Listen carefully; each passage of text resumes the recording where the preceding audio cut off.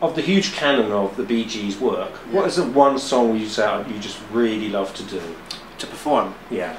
I would say probably Staying Alive, because it's such a challenge to do properly. You know, usually at that point the crowd are up on their feet, you know, and it's full of adrenaline and energy, and it's just a great song. It's just a great pop song, and there's a, you know, as soon as you hear that intro, there's no mistaking which song it is, you know. So that would be my favourite, I would say. And being a tribute act to the Bee Gees, it must have taken a long time to be able to be as good as you are.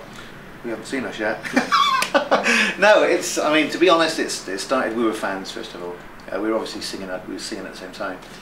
This is back in the 80s, so '86. In fact, Gary, my brother, who plays Robin, was still at school, and we would sing, you know, some of the early hits of the Bee Gees, and we found out that the more we tried to sound like them, as you do when you're younger, you know, think, oh, I want to be like the Beatles, I want to be like McCartney, I'm going to sing his song, and you get as close as you can to McCartney. Obviously with the Bee Gees, we found that quite close was actually quite close. So I'm looking back on the old tapes now, it was dreadful, but back then, at the age of 17, 18, it sounded great. And really over the next 20 years, it was just honing it, you know, and just really being obsessive about it, which I think is what we were. I think you have to be, really. Do you go back in your songs to the real early days as well? Yeah, we go right the way back to Spicks and Specks, which is obviously the very first any type of charts that they had, which was Australia in '66. It goes all the way up through the first period, all the way through the '70s, chronologically ordered. It also covers sort of the breakup that the brothers had with Robin went into Saved by the Bell. Right the way through to, you know, and covers Andy's death very slightly. I mean, it's obviously it's an up show, so we don't want to sort of cover too many of the tragedies in their career, and it is the story of the music, not the lives of brothers. So we try and cover everything you would expect to see in a full show, a Bee Gees show. And why do you think their music has lasted so long? Just great songs. I think great words, great melodies. I think it's as simple as that, really. I don't think, you know, if you write a great song, it will always be great, you know. And how's the tour going? It's going very good. It's going very well, actually. It's obviously we launched this last January just as the recession kicked in. So, you know, people in the industry said, "Why did you choose this time to do it?" And we said, "Well, you know, we didn't choose it. We were just ready to do it now. You know, we've been a Bee Gees tribute, just a standard Bee Gees tribute in sort of clubs and those sort of venues for years and years, and we'd always secretly wanted to, you know, just do something better and bigger and better. You know." Is there a lot of competition out there, so to speak? Not really. There's a couple of other Bee Gees tributes, and there's quite a lot of. Well, I mean, I don't want to sound when I say this, but there's quite a few karaoke Bee Gees tributes, you know, where they put the tracks on and sing over the records. So obviously, hopefully there's not someone somewhere sort of classifying us as one of those. But there's not a great deal of Bee Gees acts in the theatres at the moment. Do you think that's because the Bee Gees is not as easy as it looks? Yeah, very possibly. I mean, it's not the tribute you want to do if you've got the flu, you know. Obviously, there's been times where we've done it, you know, and it's, you know, it can sound pretty bad if you're ill, but obviously your contract's contract, you still have to do the shows. So, you know, strict, not diets obviously as you can see, but strict sort of, you know, fluids before gigs, you know, plenty of water on stage, and just looking after the throat, you know.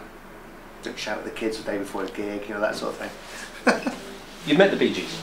Yes, we have actually, yeah. We, 1997, Heart FM in London called us up. We'd been up there a few times before, and we'd done jingles for them. We'd done an interview because we were playing in the area, and they said, "Oh, can you make us some jingles?" So we made them some jingles. I can't remember what they actually were, but it was, I think Cox and Bumfrey were the name of the people. So we just made up the lyrics to a Bee Gees song and sang it in the style of the Bee Gees, and they loved that. So they kept having us back to do it, and they phoned us one day and said, "Look, the Bee Gees are coming in to promote the Still Waters album. Will you come up?" And we'd do a you sing, they sing, you sing, they sing. And I said, "Well, do they know about this?" And they said, "No, they will." So I thought, so we went up there. Gibb brothers didn't know anything about this, and we were kind of launched onto them. "Oh, we've got your tribute band, blah blah blah," and it was like, for just a split second, it was, how are they going to react? But then after it was great, you know, and they were great guys. We sang for them, and then they sang for us, and then we sang together, and it was one of those moments that you kind of pinch yourself, you know. Didn't really appreciate while it was happening, you know. Wish I could go back and do it again. So we had a chat with them afterwards. In fact, they ended up leaving with all our original material, because we were also at the time, it's again 97, so a bit younger, trying to get a record deal with our own stuff.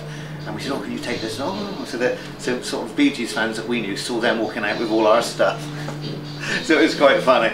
But they were great, sort of especially Morris, you know.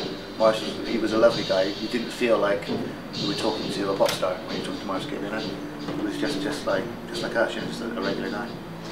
And fun, do you think there are any Bee Gees songs which you think are like hidden gems, so to speak, that people maybe not know? I always remember that Spirits Having Flown had which was a song I loved, and the B-side song called Winds of Change. Yeah. And I thought both songs were great songs that never got the accolades I thought. Well, we used to do Wind of Change. Oh, right. So yeah, we also loved that one. You know, that was a real great disco-y, earthy groove to it.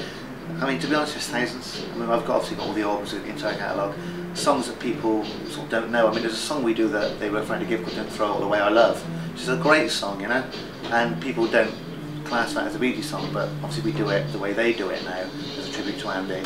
We sing it in the style of Barry Gibb's vocal, and it's you know, people come and say that was my favourite song of the night.